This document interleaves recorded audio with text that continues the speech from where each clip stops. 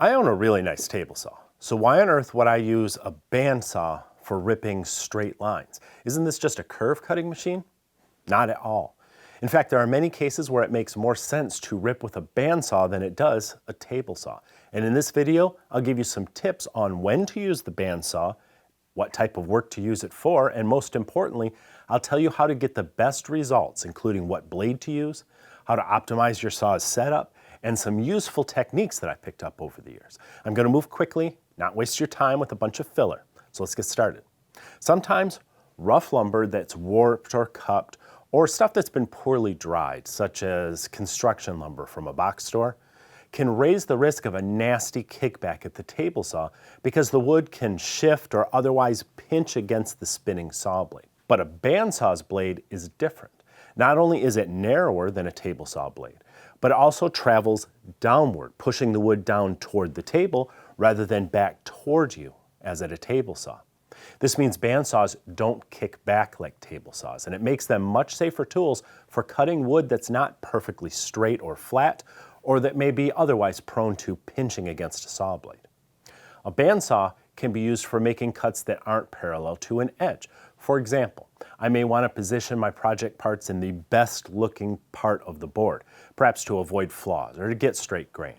With a bandsaw, I can cut along the angled edge freehand, then joint that edge perfectly straight, and now I have a reference to run against my fence for subsequent bandsaw cuts. Of course, rough ripping with a bandsaw is one thing. If you want quality cuts, you're going to need to take a little more care. And here's some things I picked up to help you along the way. Let's begin with your blade. It must be sharp. A dull blade is going to drift. That's going to make it difficult to rip a straight line.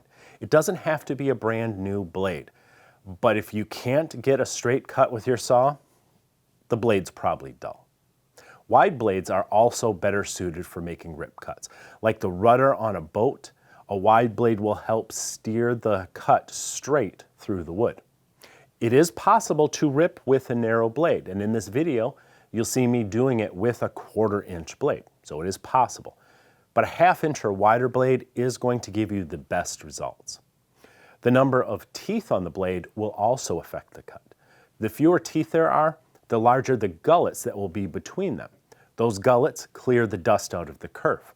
The more effectively you clear the dust, the quicker it can cut and the less blade dulling heat that you're going to build up.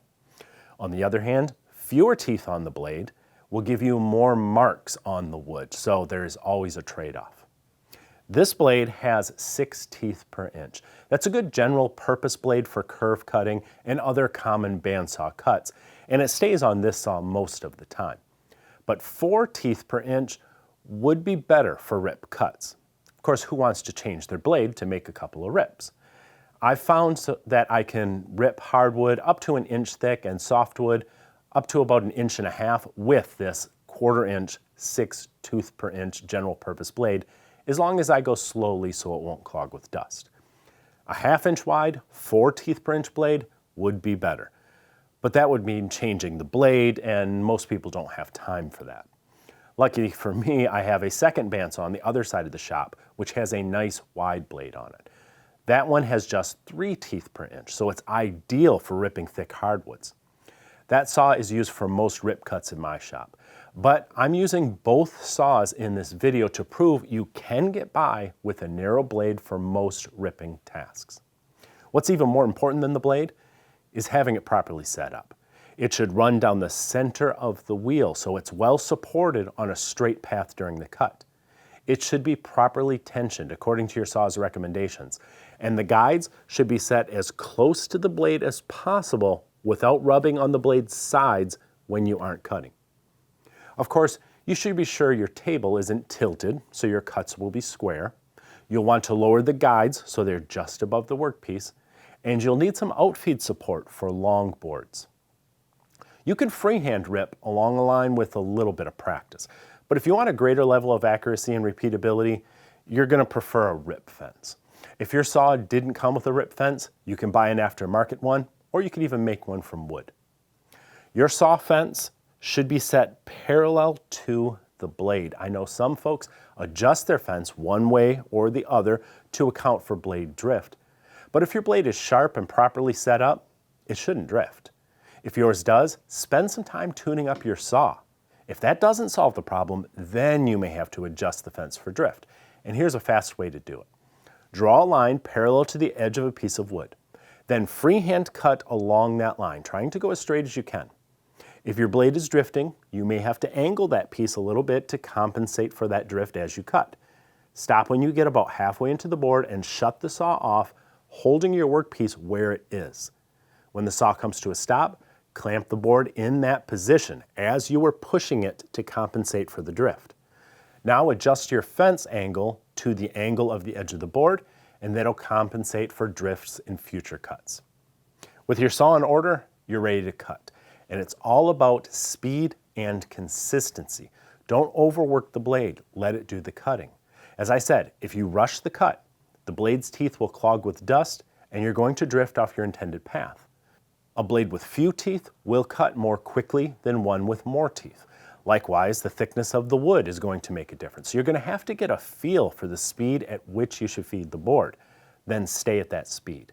Slowing down and speeding up at various points during the cut is going to create more blade marks on your edge. Here you can see where I paused the cut simply by looking at the blade marks left behind. Some blade marks are inevitable. That's just the nature of a bandsaw, but they can usually be removed with a light pass over a jointer or a pass or two with a hand plane or even a little bit of sanding.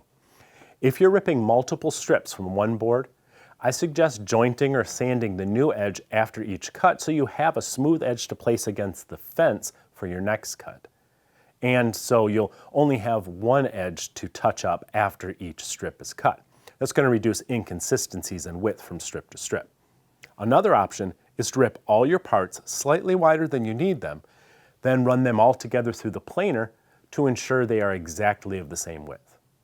If you're ripping freehand, keep your eye on the line and make only small adjustments. If you're using a fence, be sure to keep the board tight against it. As long as your guard is lowered and covering the blade, you can safely reach around the guard behind the saw. But it's best to have a push stick on hand to keep your fingers away from the blade, especially at the end of a cut. My bandsaws are never going to take all the ripping duties away from my table saw, but they offer some real advantages for specific cuts. And if you follow the tips in this video, you'll be making safe, high-quality rip cuts on your bandsaw in no time. Now here's something else interesting. The M-Power SBS sharpening station is an idea that was 4 years in the making, designed to provide everything you need right in one place so you can sharpen and strop your tools quickly and get right back to work. It begins with 3 diamond plates. There's 300, 600, and 1200 grit. After sharpening, you pop back on the magnetic stropping plates, which are color-coded to accept 3 levels of honing compound, including 1800, 2500, and 5000. When your tool's razor sharp, everything, including the compound sticks, the lapping fluid, it all goes back in the case. I like the simplicity of it. No more hunting around the shop for what you need. It is all in one place. In fact, I think it'll be just the thing to take with me when I travel. I like to carve when I'm on the road. If you're looking for a new system or a second one for working outside the shop, the M-Power SBS system is something you should at least take a look at.